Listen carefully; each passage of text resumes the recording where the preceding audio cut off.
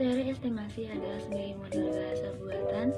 Saya tidak memiliki pendapat pribadi, namun teori estimasi dan pandangan filsuf barat mengenai asal-usul alam memang memiliki perbedaan.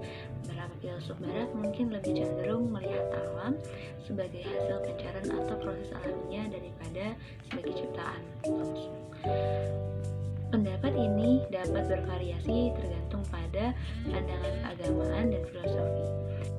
Lalu adapun pengertian jiwa menurut Ibnu Sina adalah substansi yang bersifat spiritual dan terpisah dari tubuh.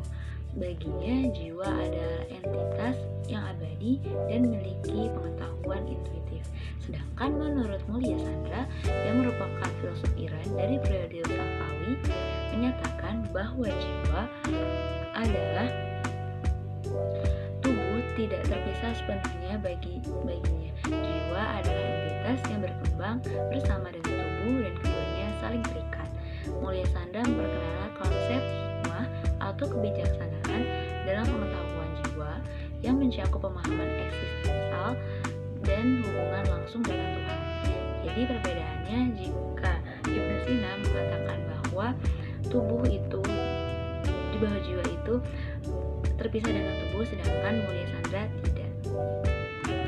Adapun filsafat akhlak menurut Ibnu Maskawai mengembangkan pengertian akhlak dengan pendekatan etika Aristoteles. Baginya akhlak berkaitan dengan kebiasaan, moral, dan juga karakter serta mencapai kebahagiaan sejati melalui pengembangan diri. Implikasi terhadap pendidikan akhlak adalah penting untuk membentuk karakter dan kebiasaan baik melalui pendidikan moral dan mendalam. Lalu adapun Ikhwan Sofa atau saudara-saudara murni dalam Ensiklopedia mereka dalam bukunya Risalat Akhlak Ensiklopedia menekankan nilai-nilai akhlak kebijaksanaan dan tidak menghancurkan alam semesta. Implikasi pendidikan akhlak adalah menyediakan pemahaman holistik terhadap tentang moralitas, mempromosikan kebijaksanaan, dan memotivasi individu untuk berkontribusi positif pada masyarakat. Jadi secara keseluruhan, filsuf akhlak dari Ibnu Maskawai dan Ikhwan Sofa ini menunjukkan pentingnya pendidikan akhlak ataupun pendidikan moral dalam pembentukan karakter dan perilaku yang positif dalam masyarakat Islam. Pendekatan mereka dapat membimbing individu dalam mengembangkan kebajikan mencapai tujuan moralitas.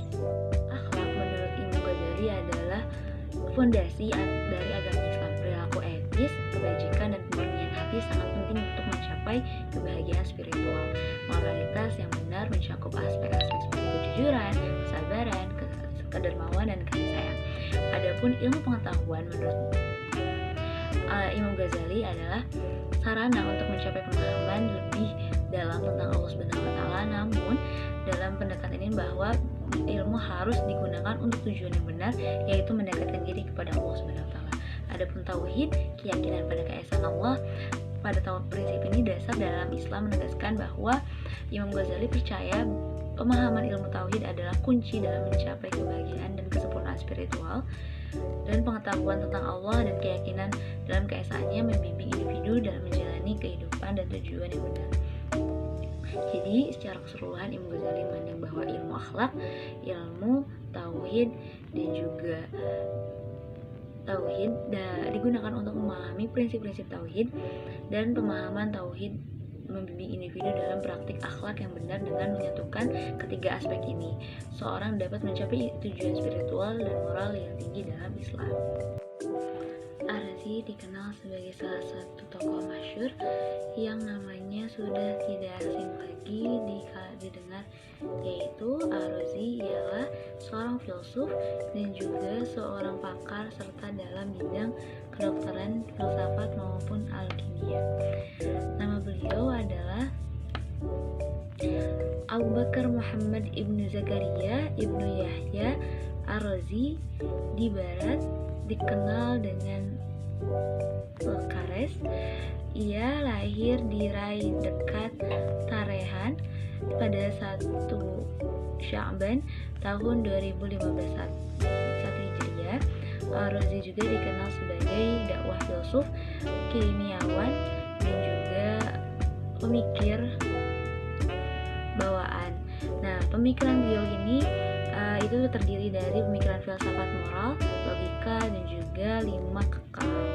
Nah, karya Ar-Razi salah satunya yaitu adalah Al-Tib Al-Ruhani. Nah, mungkin seperti itu terkait pemahaman tentang mind map berisi tentang pemikiran Ar-Razi. Ya, mungkin sekian yang dapat saya sampaikan.